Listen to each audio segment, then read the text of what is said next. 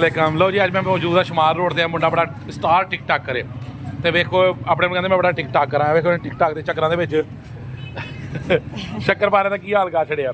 कैसा महसूस हो रहे ने सुने शक्करपारे बना के? और जी ध्यान ਤੁਹਾਡੇ ਚਲ ਗਿਆ ਤੁਸੀਂ ਵੀਡੀਓ ਬਣਾ ਲਾ ਪਏ ਸਾਰਾ ਫੋਕਸ ਤੁਹਾਡੇ ਵੱਲ ਹੋ ਗਿਆ ਤੇ ਪਿੱਛੋਂ ਕੰਮ ਪੈ ਗਿਆ ਹੁਣ ਸਾਰਾ ਕਸੂਰ ਹੈ ਛੋੜ ਦੇਣੇ ਟੈਨਸ਼ਨ ਵਾਲਾ नहीं ਉਹਦੇ ਤੋਂ ਥਾਲ ਜਲਾਣਾ ਪਿਆ ਬੜੇ ਮਜ਼ਾ ਆਏਗਾ ਬੜੇ ਖਸਤਾ ਨੇ ਖਾਣ ਦਾ ਮਜ਼ਾ ਆਏਗਾ। ਨਹੀਂ ਇਹ ਖਾਣ ਦੇ ਮਜ਼ੇ ਸਾਇਆ ਜਾਣੇ ਕੋਈ ਟੈਨਸ਼ਨ ਨਾ ਲਓ ਤੁਹਾਨੂੰ ਕਿਸੇ ਨੂੰ ਨਹੀਂ ਮਿਲਣਗੇ ਯਾਰ ਨਹੀਂ ਜ਼ਾਇਆ ਨਹੀਂ ਜਾਂਦੇ। ਸਾਇਆ ਜਾਣਗੇ। ਅੱਛਾ ਜੀ ਹਾਂਜੀ ਆਖਰੀ ਫੈਸਲਾ ਹੈ। ਆਖਰੀ ਫੈਸਲਾ ਸਾਇਆ ਜਾਣਗੇ ਤੁਸੀਂ ਜੇ ਵੀਡੀਓ ਬਣਾ ਲਾ ਫਿਰ ਉਹਦੇ ਸਾਰਾ ਫੋਕਸ ਚੱਲ ਗਿਆ ਠੀਕ ਆ ਭਾਈ ਜਾਨ ਅੱਛੀ ਜੀ ਕਰ ਰਹੇ ਸਨ ਗੁਫ਼ਤਗੂ ਅਸੀਂ ਉਹਨਾਂ ਨਾਲ ਗੱਲ ਕਰ ਰਹੇ ਸਨ ਤੇ ਜਦੋਂ ਪਿੱਛੇ ਆ ਕੇ ਵੇਖਿਆ ਤਾਂ ਤੇਜ਼ ਸੀ ਤੇ ਉਹ ਗਲਤੀ ਨਾਲ ਹੋ ਗਿਆ ਕੋਈ ਗਲਤੀ ਬੰਦਿਆਂ ਕੋਈ ਹੁੰਦੀ ਆ ਕੋਈ ਨਹੀਂ। ਲੋ ਜੀ ਇਹਨੇ ਸਾਰੀ ਗਲਤੀ ਜਿਹੜੀ ਇਹਨੇ ਬਾਬੇ ਦੇ ਹੱਥ ਤੇ ਪਾ ਛੜੀ ਹੈ। ਬਹੁਤ ਤੇਜ਼ ਮੁੰਡਾ ਹੈ। ਇਹ ਸ਼ਮਾਰ ਰੋਡ ਸ਼ੱਕਰਗੜ੍ਹ ਦੇ ਇਸ ਟਾਈਮ ਮੌਜੂਦ ਆ।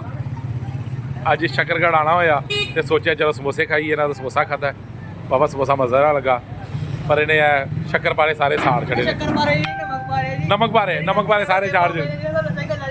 ਇਹ ਦੁਬਾਰਾ ਬਣਾਉਣ ਲੱਗਿਆ ਗੁੱਸੇ 'ਚ।